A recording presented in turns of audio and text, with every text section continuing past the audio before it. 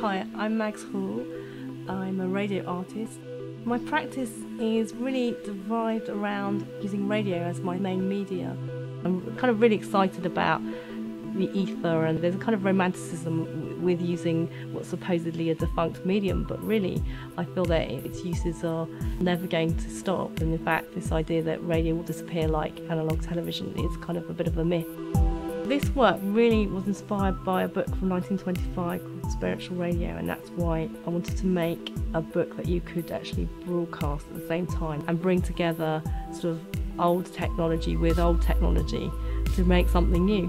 The Spiritual Radio text is written by Archbishop de Vernier, who wanted to talk about basically telepathic relationships, allowing people to communicate through their minds, and that our brains are like radios.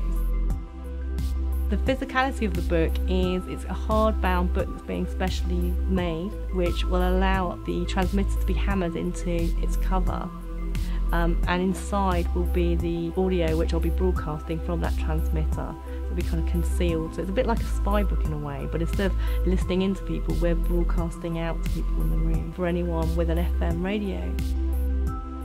Books and radio have a lot in common, particularly in terms of how the internet has revolutionised both those mediums.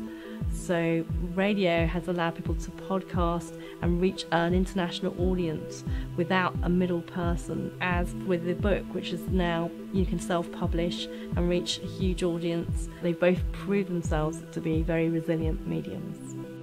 Book art is something that's quite fascinating and perhaps a new area to me, so I'm actually finding I'm learning from this experience.